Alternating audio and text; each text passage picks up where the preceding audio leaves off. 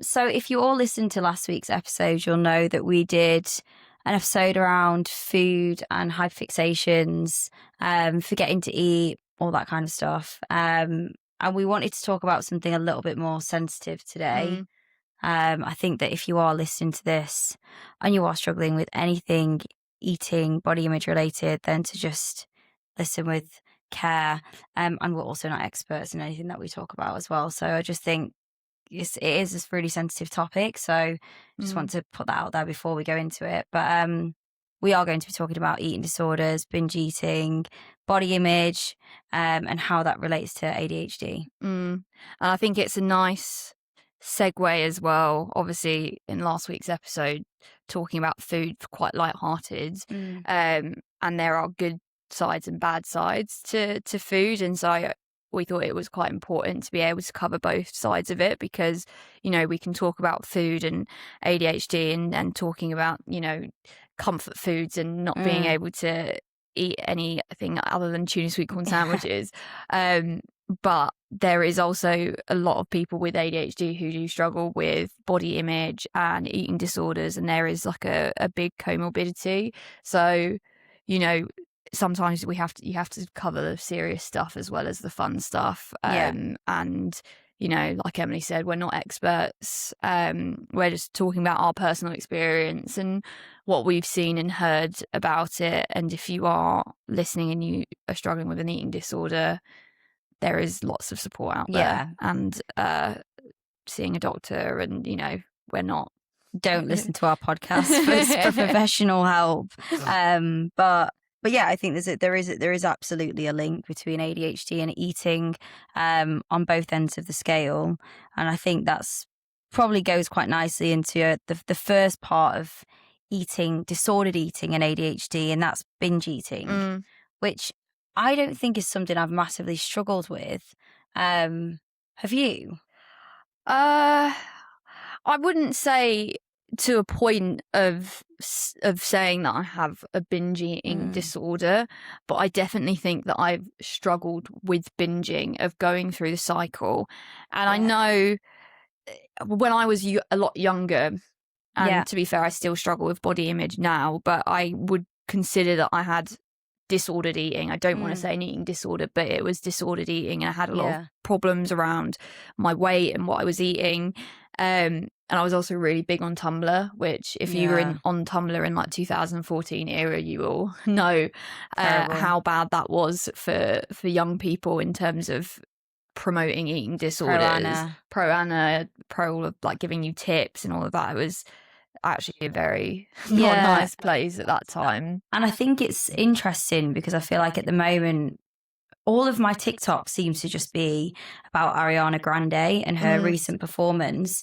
And I've gone in, and obviously when you watch a video, then it starts showing up with loads of videos. And I didn't know that Ariana Grande had a whole Pro Anna page. And there's a lot of talk around this new skinny era. And I think it's like the Ozempic trend. And I think the problem is we go through all these different body types, and it's hard to keep up. And at the moment, I think we are definitely in this era of skinny, which can be very damaging for a lot of people. Well, it's beauty standards. Like if you think about it, all cycles. Like if you think the 90s was like heroin chic, Kate Moss, everyone wanted to be completely skinny, and then 2000s was like this new era of people, having a little bit of a tummy and curviness. And then 2010, you have like the Kim Kardashian BBL era, and everyone wants to be like this hourglass shape. And then I feel like now it's either becoming, there's that Pilates body that people are wanting to achieve,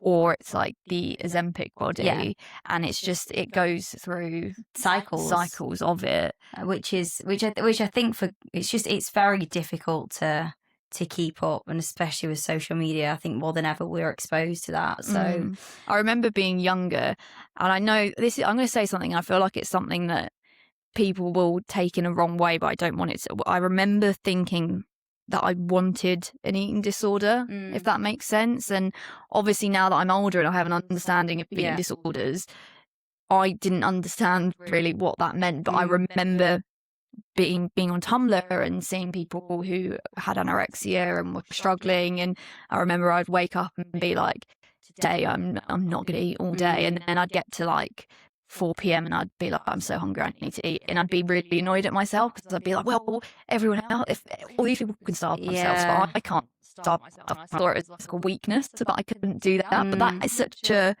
toxic mentality to have. Yeah. It's funny because even though I had an eating disorder, I never used Tumblr. But I remember it, I do briefly remember the pro-ana pages. And I mean, for eating disorders and girls in general, we're competitive, right? And these are forums that you can go on and see someone saying, I've ate an apple all day. And then it's like, well, can we eat half an apple today? And I think that's the problem. It's the competitiveness, and I guess mixed with ADHD as well. And getting that probably dopamine hit from competing against someone else, knowing that you've ate less, it's actually really fucked up when you think about it. But I can see how easy it is, especially for young, naive girls. Yeah, to get sucked into that culture. And I especially think if you're someone with ADHD, you know, we are so much more vulnerable to the different types of eating disorders. And like each one has its own sort of dopamine seeking rush. It's like with binge eating, you go the extended periods of time of not eating, and then at the end of the day you just completely binge out and eat everything that is in your cupboard, and you know, afterwards be disgusted with yourself and then get stuck in this cycle because you're searching for that dopamine of I need to eat all the food. And it's like what we spoke about in the last episode is, you know, food is an addiction. Food does give you that dopamine.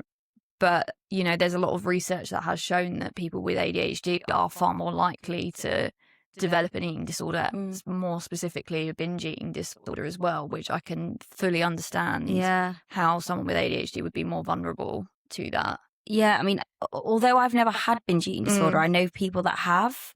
And I remember a guy that I was dating, he had a binge eating disorder. And I remember he used to go into the kitchen and just like, I'd be like, what's he doing in the kitchen? He'd be there for ages. And then he'd come back and sometimes like he'd still be chewing. Anyway, found out that he had one. But one thing that you mentioned there, which is absolutely true, is that there's so much shame surrounding it, and you feel disgusted in yourself. Like you actually feel so disappointed in myself. Why have I done that? And that's when it can lead to then bulimia. Because then you obviously, I've done this, it's a shame cycle, I'm going to throw it all up now. You need to purge it out because you're so literally disgusted. purging it, yeah. And it's like, I see it with the ADHD as well, because it's almost like an impulsivity thing. It is that sort of like, I think if you've ever gone through a binge, it is that impulsiveness of like, well, I need food. And you're not even really thinking about when you're doing it. It's almost like it's just unconsciously doing it. And it's almost, you don't even realise how much you've just eaten until afterwards. And then it's almost like you get, I was about to say post-nut clarity, but I feel like that's not the post-nut clarity. Like the sort of like you're just like, oh my God, it's like you've literally been, my friend said it's literally like it's like someone is taking control of your body, like a devil's taking control of your body, and you're just like hypnotized or whatever, and then you come out of it and you're like, oh my God. Which is such, it must be so scary to think. And then you're like, oh my God, I've ate all this food, but some people don't remember doing it. It's like, it's like a blackout. Yeah, pretty much. It's scary. And it links as well to not being able to regulate our brains as well, especially like, I think we're going to be talking about eating disorders, but more specifically of people with ADHD who struggle with them. But it is that sort of ADHD brains struggle to regulate themselves as it is. And so you can't regulate your emotions. You can't, sometimes we don't get the same sort of cues of hunger and things like that. And so binge eating is almost, you can't regulate how much you're eating, and it's either 0 or 100. It's either you go the whole day without eating and then suddenly at like 7 p.m. you eat everything like, in sight, almost like 2 days worth of food in one sitting. I imagine binge eating disorder could be a hard one to spot though, because it's like you could just think that you're eating because you're really hungry. So where do you draw the line between I'm eating lots, I'm really hungry, but I'm actually binging? And I think a lot of people with binge eating disorders can have very normal body types as well. So it's more difficult to spot than, say, if you had, well, still eating disorders in general are hard to spot because it's not just based on weight. But I can imagine it's a difficult one if you do have it to actually know whether it is a binge eating disorder. Does that make any sense? Yeah, because you could just think, oh, I'm just really hungry and I want to eat loads of food, but I don't know. I would say you would categorize it more as like if it's a persistent pattern. Like, don't get me wrong, I've had days where I've forgotten to eat all day, or being on medication suppresses your appetite. And then suddenly at the end of the day, I'm like, wow, I'm really hungry and I'm going to eat loads and loads of food. And for me, I wouldn't consider what I do binge eating because it's not a persistent pattern. And it's the more the cycle of it as well. It's that shame cycle of like, if I know that I've forgotten to eat all day and then at dinner time I eat dinner and I have some food afterwards, I don't get the shame from it. Because I know that, okay, well, I haven't eaten, so I need to eat. Yeah. Whereas I think the whole cycle of binge eating is like purposely restricting food and then just going and getting everything and eating a lot of food. And I think instead of it being hungry, I know a lot of people who are binge eaters, they will eat to the point past hunger. Like it is eating until you feel like you're physically going to be sick. And I think if it's just hunger, you eat and you fill yourself up and you're like, okay, I know where to stop. But if you're binging, there is no, I need to There's stop no hunger cues that you need to stop eating. And also I find with binge eating disorder, whenever you see it I've never really seen it on films, to be honest. It's always just the most unhealthy food that you can possibly find as well.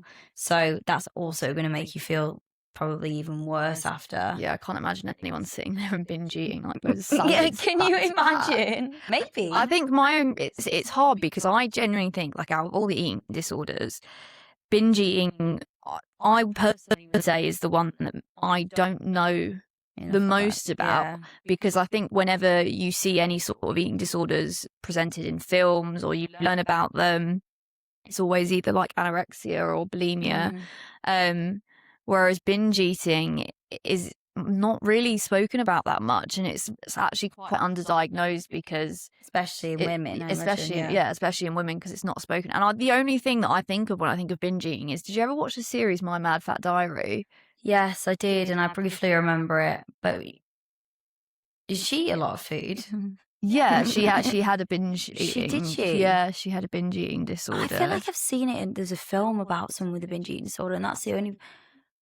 Maybe it's that. I don't know. Maybe it is that. But I just have a vision of someone in the kitchen eating loads of food at night, and like falling asleep in the kitchen surrounded by wrappers. And that's the image of binge eating that I have. And it must be difficult as well, because if there's not enough information out there, how do you know if you're someone who's suffering with a binge eating disorder that you actually have a disorder and you have a problem? It's like, because we're just not taught enough about it.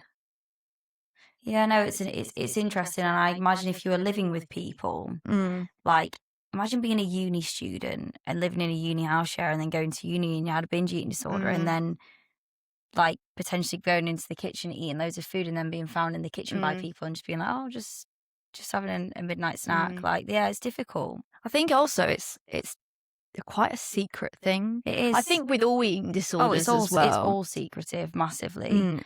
It's like you've got a secret and you don't want anyone to know about it. And I remember growing up, I remember one of my childhood friends, I didn't know at the time, but she had a binge eating disorder. And she would refuse to eat food in front of people. Like at lunchtime, she would like go in the toilets and eat her lunch and things like that, because she wasn't a big girl at all, but she was slightly bigger than, I would say, all of our friends.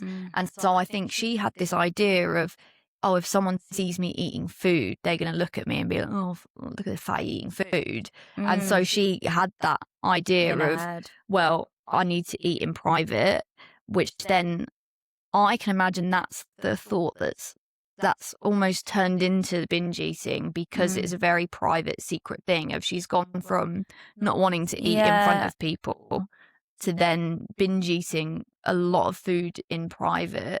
Do you know that's really common as well with people who've grown up in families where they weren't allowed certain foods. So, you know, when people had like sweet drawers, or and they could only have sweets at a certain time. And if they did have sweets, they might go and eat them secretly because I know they're not allowed. That's quite commonly leads to binge eating disorder. Did you grow up? These patterns happen? I grew up being allowed anything, really.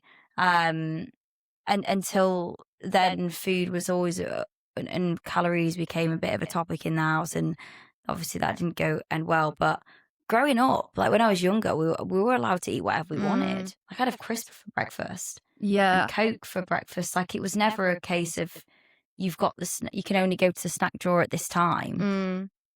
My family wasn't restrictive in terms of food. We just weren't really a family that had that many snacks in the house. And my family don't really eat that much in terms of they eat meals, but our family's never been like a snacking family. But I think as well, it's generational really, because I always see it in a lot of, you know, the older mums or grandparents. That generation is such a toxic almond mum, the diet culture, and it would be small comments that when you're younger, you know, you don't really think about it. As you grow up, you realise the impact that it has on you. Like I remember being younger, and if a fat person walked past, like my dad or like my nan would be like, "Oh, look how fat that person is," and then you don't even think about it when you're younger, but then that creates an idea in your head of like this is good, this is bad. Well, it also creates an idea that your weight is something that you should be judged on. And that if you are a certain weight, that must be a bad thing, and then you're a bad person. I think that's how you see it, when actually, you know, there's a lot of people that are slightly bigger that are lovely people. It's not, and unfortunately, I don't think we're any further along than we were then. No, I think we did go through a time when it was slightly like better. Maybe after COVID. I don't really remember, but I just feel like we've just gone back again, which is such a shame. I think it's the rise of Ozempic, honestly. It must be. I think it is because people now will be like, oh, well, you know what? You don't have an excuse to be big because you can just go on Ozempic. And that is such a toxic way of thinking about it, because, you know, there are a lot of reasons why people are different sizes. And to say, well, you've got no excuse, you should just go on Ozempic. Do people realise like how like intense it is? It's not like just jab yourself with a needle and you're suddenly skinny. Like it has and a big also impact. long-term effects. Nobody really knows, and that's the problem. And how long can you maintain it? I don't know. That's a whole other topic. I mean, it's scary as well because it's so easily accessible now.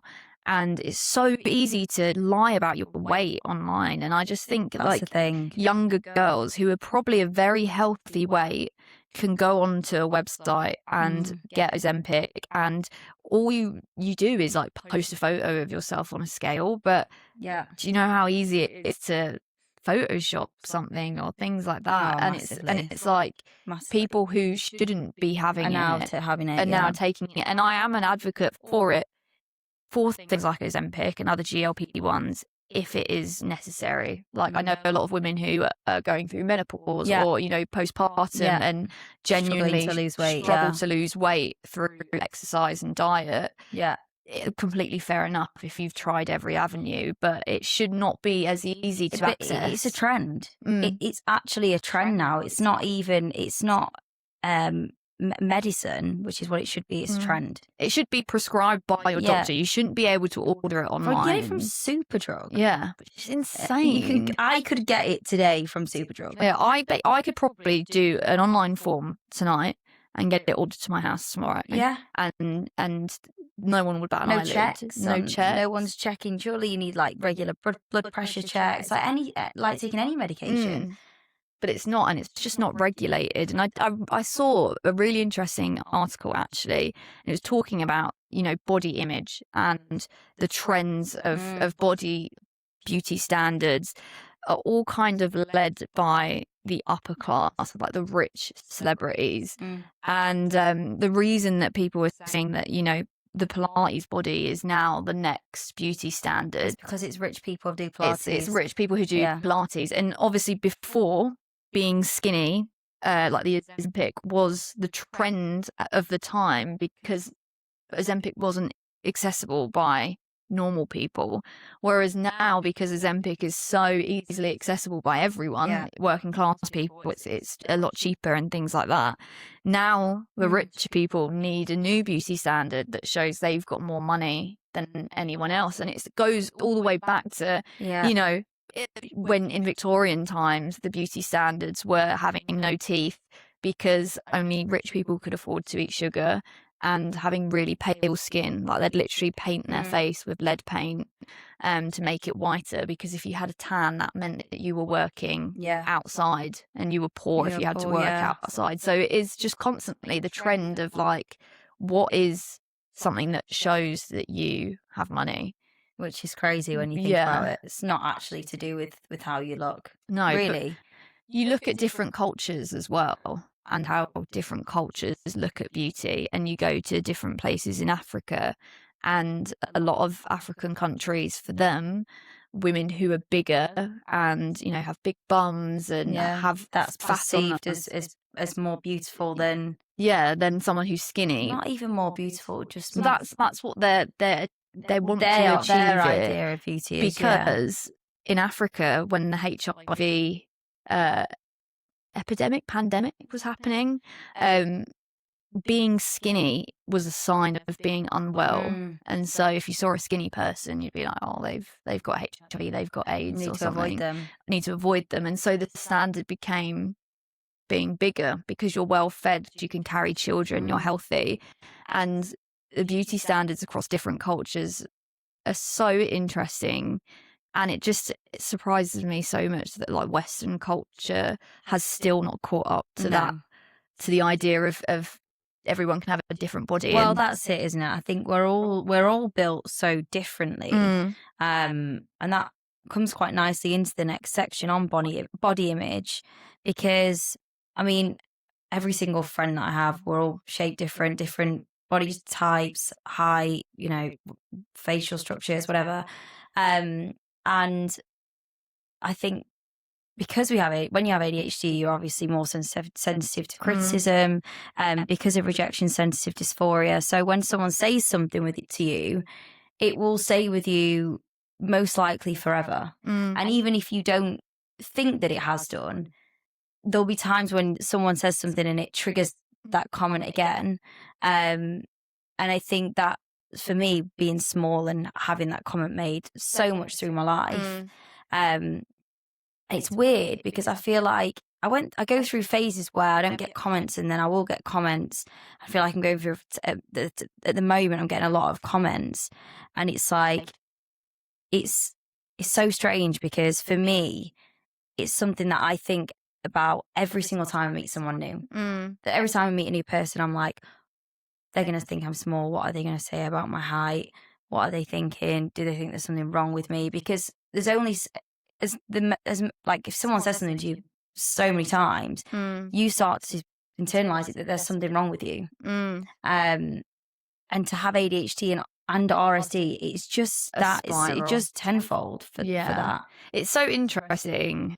Like you with your insecurity of being small and being short, because obviously it comes from growing up and being told that you're short and seeing it as a bad thing, and everyone has their own life things that they're insecure about. But like if someone said to me, oh, you're so short, I would love that. I would, if anything, I would love to be shorter, and I'm quite short as it is. Like I'm 5'3", but I would love, because to me, I think growing up being short, I associate it with being small. And so if someone's like, oh, you're so short, I'm like, okay, yeah, I'm diddy, I'm petite and small. And so I would want to be that. And so, it's difficult. And I can see now why what you feel insecure when someone calls you short, because your connotations around short are different to connotations around short. It's interesting, isn't it? I think we all... we don't, like, the way that I perceive short is that it's this terrible thing. I wish I was taller. I think that people look down on me. It really affects me to the point that I think it's definitely why I had a factor to my eating disorder at least. And I went to try and get steroids when I was younger to try and grow. Sorry, I'm just imagining you getting really steroids when you're younger and you're like absolutely Jacked. beefed up and jacked and like super aggressive. Because would steroids make you taller? I don't know, but you'd be jacked and you'd be angry. I think they're different kind of steroids. You can get like growth hormones. growth I hormones. think it's different, but my bones had fused. So there was no way I'm growing. But what's a comment that you've had that you've like that was about something that you've never forgot about? If you've ever had one.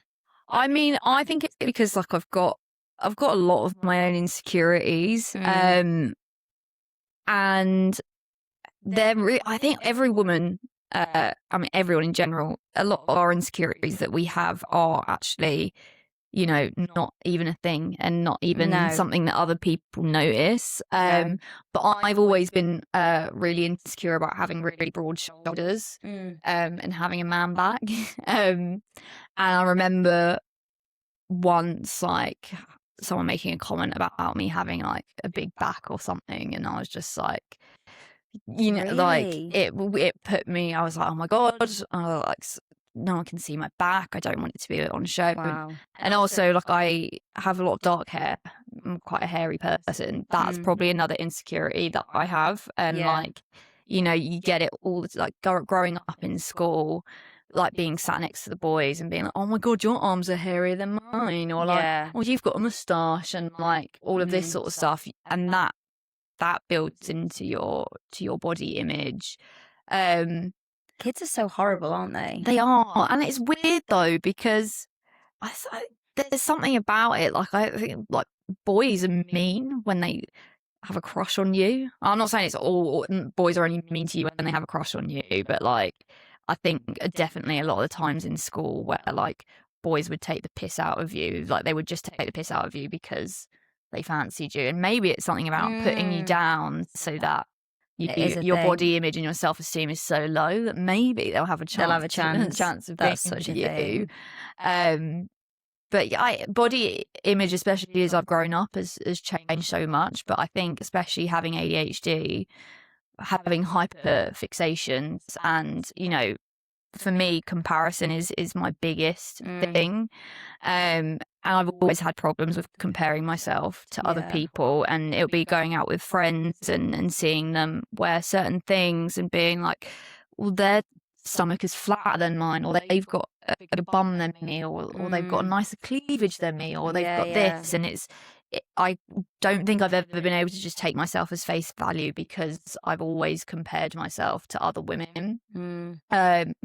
And then the ADHD of the spiraling, things like that makes it even worse, because it's something that gets stuck in my head and won't go out of my head. And every time I look at myself in a mirror, I'll be like, oh God, look at this, look at that. And you can't remove it. No. And I think a bad body image day when you've got ADHD, or just in general, like, I'm not just saying that it's ADHD, I'm not taking it away from anyone else who struggles with bad body image days, but they are just so all-consuming, and it puts you in the shittest mood. So anyone around you then has to deal with that. For example, imagine like when you're going out and you thought, you get, like, for example, Saturday, my birthday party, if I put that dress on and I don't feel good in it, it's going to ruin my whole mood. And obviously, as soon as I have a drink, I'll be fine. But it's sad how many hours we've probably wasted worrying about things that actually just don't even really matter, like body wise. Yeah. And then by the time you get out, for example, Carla, like putting on an outfit and thinking, oh, I don't really like the way I look. And then you get out, you have a few drinks, and it doesn't even matter. And you have fun. And you have fun and you forget about it. You think about the amount of time that maybe you've lost in your life and things that you haven't done because you've had a bad body image. And I remember, like my first ever girls' holiday of being like 16, 17 and going to Greece and going on holiday with like 12 other girls. And I've never been a bigger person, but a lot of my friends were very small and very skinny, and that made me feel like I was the biggest person in the world. Like in my head, I was like morbidly obese because I was comparing myself to them. And I'd be on holiday in Greece, and there'd be times where it'd be like, oh, we're going to go to this boat party. Like, do you want to come? No, I don't want to come because I don't want to be in a bikini in front of that many people. And it's like, why? Like, there's so many things that I have said no to in the past because of the idea of someone seeing me in a bikini. And it's like, if I would have gone to that boat party and been in a bikini, there probably wouldn't have been one person who's gone there, gone like, oh my God, look at her. Why is she out? Not at all. I mean, I didn't have sex without a top on for nearly 5 years with my boyfriend. Like it's so stupid, and I look back now and think, oh my God. And the funny thing is, you always look back and realize that you were nowhere near what you thought you looked like. And I think that's why we've always got to be so careful, and just be kind to ourselves, because every single time I've been awful to myself and look back at a picture, I haven't looked half as bad as I thought I did at the time. But our brains have a good way of making us think that we look way worse than we actually do. We just have a negative bias, and it's like when you see people who get nose jobs done or things or plastic surgery, and they're like, oh my God, I need a nose job. And I'm like, I actually didn't even look at your nose or think anything about your nose until you just said that. And I look at it and think, I really don't think that was worth like over 10 grand to get your nose done. Or there's like a girl who I know who got a boob job done. Like she's stunning, massive bum, goes to the gym, beautiful body, had very small boobs, but it's that ratio. Like it looked good for her body because she had a big bum, a tiny waist, and then she gets a boob job, and it just doesn't look. I mean, she looks amazing. Don't get me wrong, but it's sad that she felt like she needed to do that. I get it. I have small boobs, and I sometimes wish I could get a boob job. But then also, it's like, but why? Why do I need to? Why can't we just accept ourselves for who we are? Why do I need a boob job? Do you know, why did she need to do that? And I guarantee it's because she felt that she needed to, unfortunately, for the male gaze. Because it's men that we worry about when we take up walk, whatever it is sexually, but that we're with. But it typically is. I mean, mine's always been, I want to have bigger boobs so that men find me more attractive. Let's be serious. Exactly. I didn't want bigger boobs when I was a child, because the logistics of actually having big boobs are not enjoyable. And it's also very expensive, and you've got to get them done every 10 years. So it's a big cost and commitment. You'd have to buy loads of bras. You'd have to buy new tops. Yeah, I don't even wear bras nowadays. And you get back pain. And all of this. So it's like, do you know what? If it's for yourself, I have no problem with people changing things. If it is 100% for yourself and it's something that you need to do to feel better about yourself, then fine. But if you're doing it for someone else, then don't do it. And I always think the thing with a lot of the plastic surgery nowadays is people are just like carbon copies of each other. A lot of people don't have that uniqueness that makes them so beautiful. Do you know, like you look at different people from different cultures, and Middle Eastern people with different noses, and they're so beautiful, and it's so uniquely beautiful that's not in the same way as everyone else. And now you go on Instagram and you see these influencers, and everyone looks like Kylie Jenner. And it is, unfortunately, social media. That is the reason why we now live in this world where everyone looks the same. Everyone's got filler. And I'm not saying I'm against any of that, but I just think it's sad that people feel the need to change the way they look so much that they're unrecognizable just to fit a beauty standard that doesn't even actually exist. I think the saddest part is when you see very young girls getting a lot of filler done. Like, I'm talking like when you're in your early 20s, and don't get me wrong, if I had money in my early 20s, I probably would have got a lot of stuff done and regretted it as I got older. But you know, being older now and being late 20s, I think every year that I get older, the more confident I feel in myself and the better sense of identity and loving myself that I have, that I didn't have when I was younger, because you don't have a sense of identity and who you are. And that's where social media comes into play, because when you're in your late teens, early 20s, you look to social media and you look at all these other women and what boys are saying they find attractive, and you think you need to fit into that certain standard. But being in your early 20s and getting so much filler in your face and Botox when you have no wrinkles, and I know that's the saddest part. Like, why are people in their early 20s getting Botox? It's crazy. Like that's like, you're so youthful, you don't need it. It's such a shame.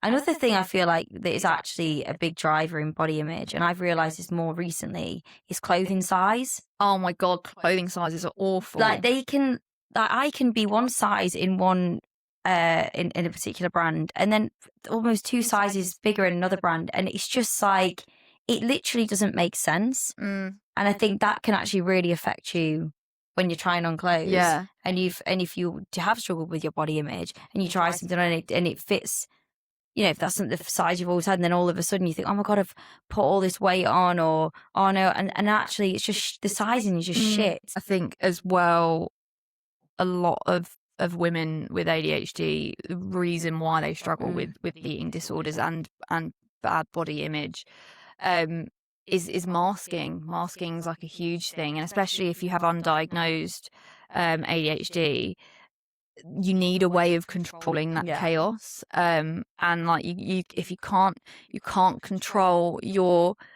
impulsivity, you can't control your mood, your emotion, you can't control your time, your executive functioning, all of this sort of stuff.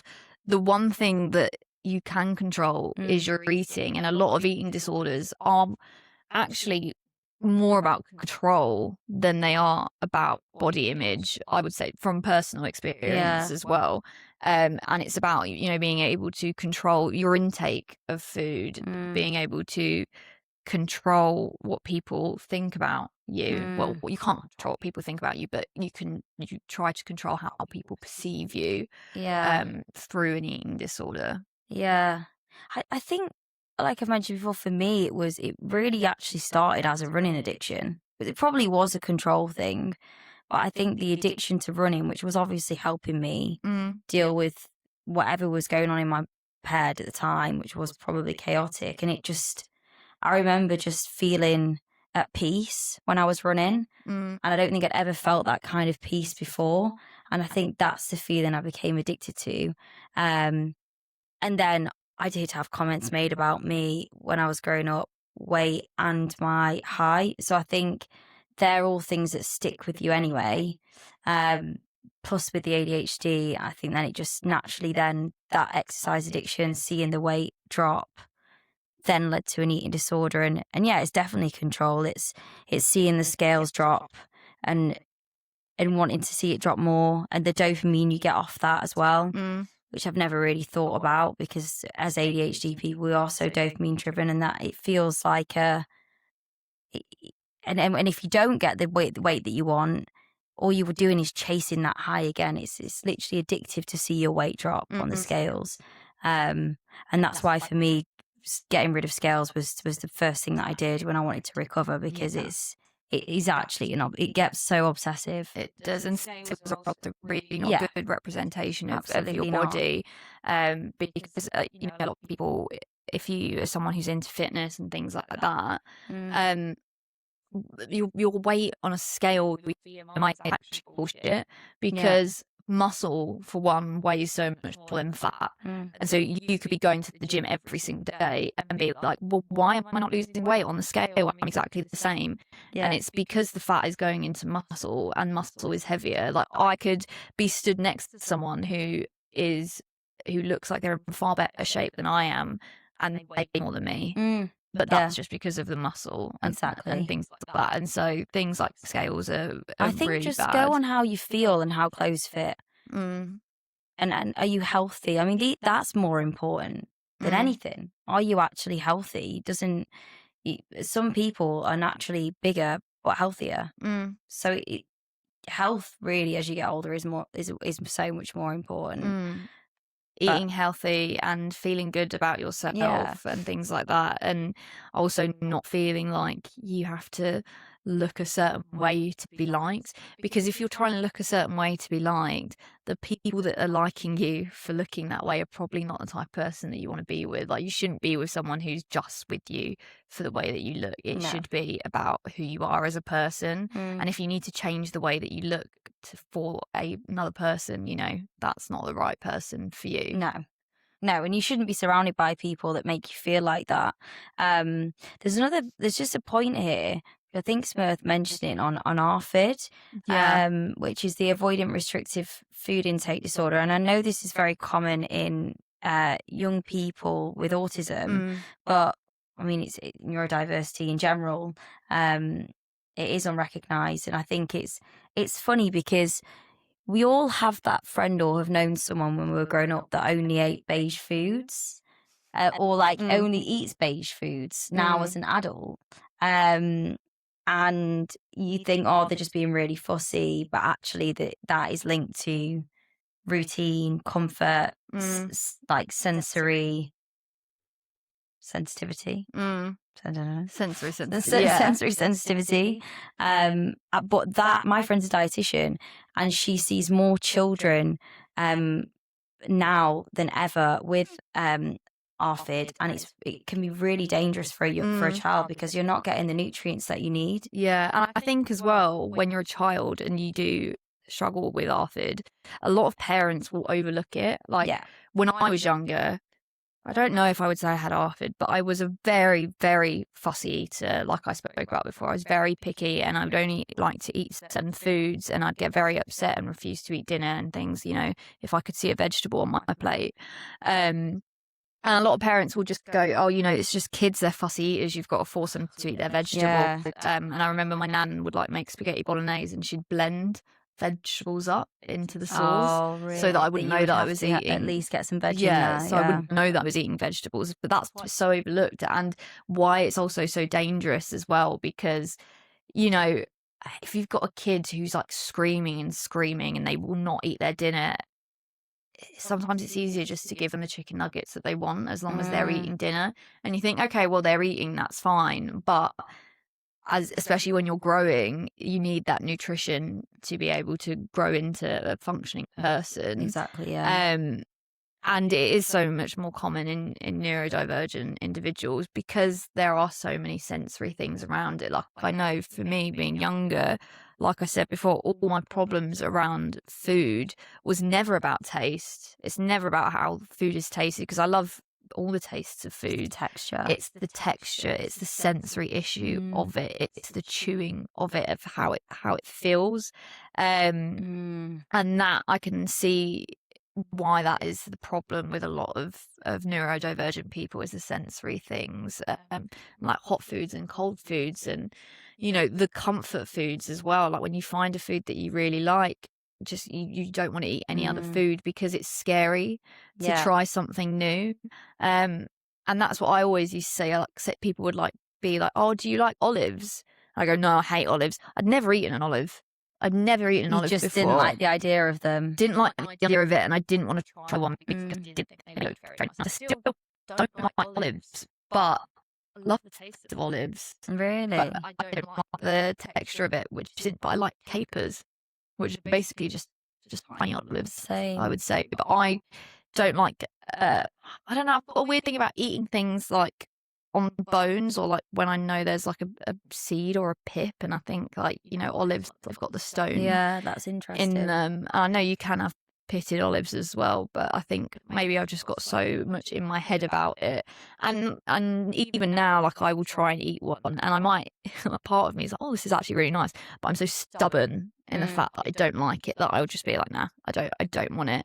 And I think that's where a lot of my restricting of what I was eating was coming from, was because I was just stubborn with it. I was like, I don't want to try it. There's nothing you can do to change my mind. And I don't know if it's an ADHD thing, but I do think a lot of people that I've met with ADHD, and me especially, like, are very stuck in their ways and not wanting to change things, and we can be very stubborn. Yeah. But I think that comes from comfort and It is. liking change, and you want that stability of the same thing, and you don't want to do what someone else is telling you to do, because for me, I'm like, oh, I know I'm not going to like it.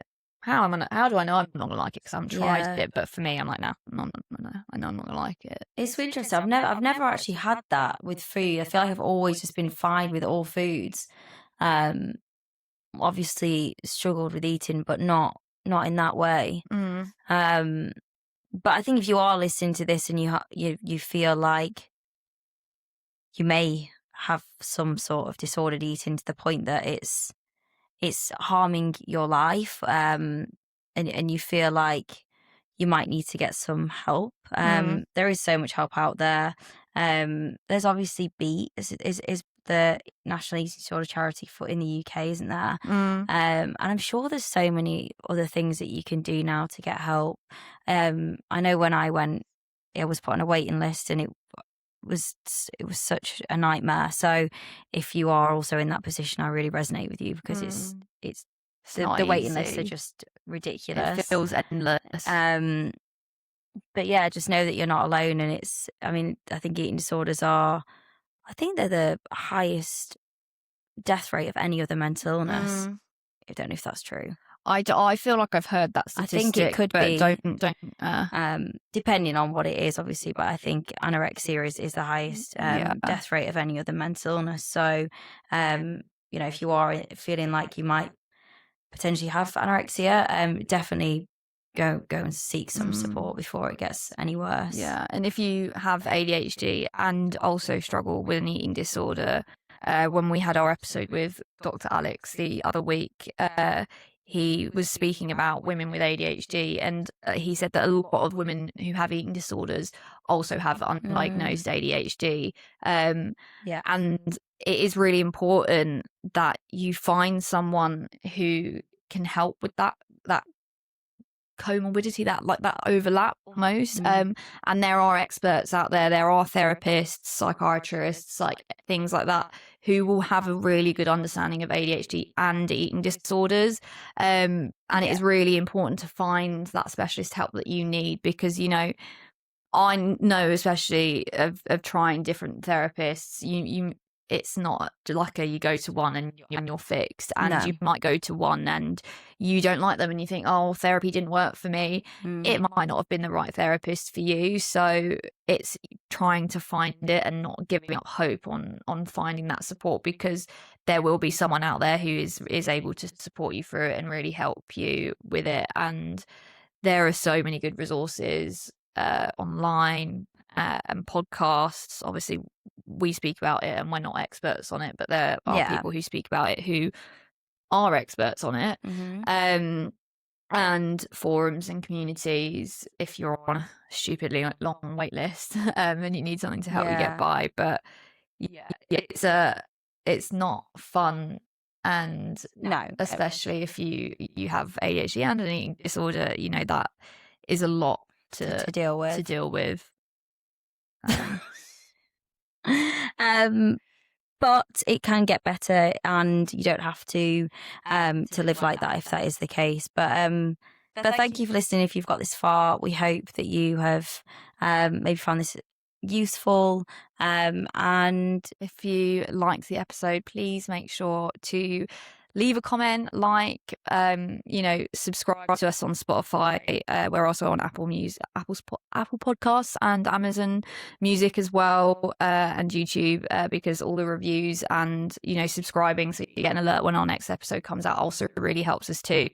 And we are slowly growing 10,000 bigger and bigger, 10,000 downloads. Thank you so much, everyone. And we would just love to see that grow even more. And that's all down to everyone who continues to listen every single week. So we're very grateful. Thank you.